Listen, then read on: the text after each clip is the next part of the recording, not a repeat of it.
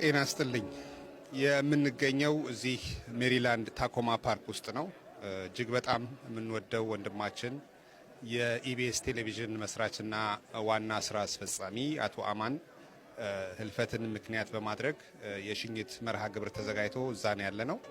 በአሁኑ ሰዓት ያው እንደምትመለከቱት እዚህ ሜሪላንድ ውስጥ የሚገኙ የአቶ አማን ወዳጅ ቤተሰቦች፣ ጓደኞች በሱ ስራ ህይወታቸው በአንድ ወይ በሌላ መንገድ ኢምፓክት የተደረጉ ግለሰቦች እንዲሁም ደግሞ አክባሪዎቹ፣ አፍቃሪዎቹ ሁሉ ለቤተሰቦቹ መጽናናትን ለመመኘት በሱም ህልፈት የተሰማቸውን ሀዘን ለመግለጽ እዚህ ተገኝተዋል።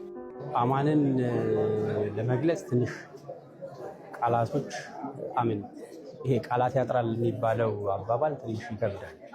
ከዛ በላይ ነው። ምክንያቱም አማን ሊገለጽ አይችልም። ሙሉ ሰው ነው። አማን ሙሉ ሰው ማለት አንዳንድ ጊዜ ሰዎች ጥሩ ነገር ይኖራቸዋል፣ መጥፎ ነገር ይኖራቸዋል እና አንዱም አንዱ የምታቻችለት አይነት ሰው አለ። አማን ግን ሙሉ ተደርጎ የተፈጠረ ሰው ነው። በምንም ነገር በእውቀት ሙሉ ነው፣ በስነ ምግባር ሙሉ ነው፣ በእምነት ሙሉ ነው።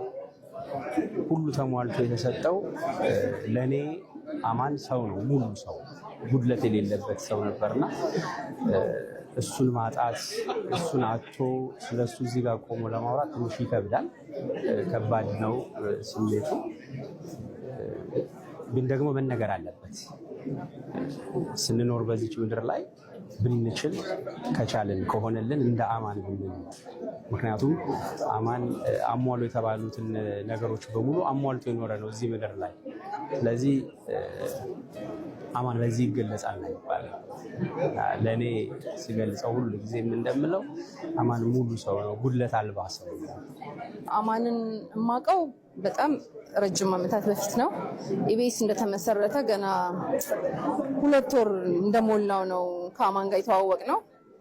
እኔ ወደ አሜሪካ ለመምጣት ሳስብ ኢቢኤስ ሲከፈት አንድ አጋጣሚ ነው የሆነው እና አማን ነው ለመጀመሪያ ጊዜ ኢትዮጵያ አግኝቼ ያወራሁት ማለት ነው። ወደ አሜሪካ ልመጣ ነው፣ ኢቢኤስ መስራት እችላለሁ ወይ ስለው ከአንዳንድ ነው በደስታ ያለኝ። ከዛ ተገናኘን። በጣም በቃ ያለው በህይወቴ እኔ ሚዲያ ላይ ነው ረጅም ዓመት ሰራሁት ከዛም በፊትና ልክ አማንን ሳየው በጣም ነው ያስደስተኝ። ከዚህ በኋላ ከእንደዚህ አይነት ሰው ጋር ነው የምሰራው ብዬ በሂደት አብሬው በሰራሁባቸው ጊዜያቶች ያስተዋልኩት ትልቁ ኳሊቲው ሪዚሊያንስ ነው። እንግዲህ አማን ባለ ራዕይ ነው፣ ቪዥነሪ ነው። ስታወሪ ቁጭ ብለሽ በዚህ ትንሽ ኖይስ እና ረብሻዎችን አያይም። ግራንድ ነው፣ የሚያስበው ነገር ትልቅ ነው። እነዛን ትልቅ ነገሮች ስታስቢ ደግሞ እዛ ጋር ለመድረስ የምትራመጃቸው የምትሄጃቸው መንገዶች አሉ።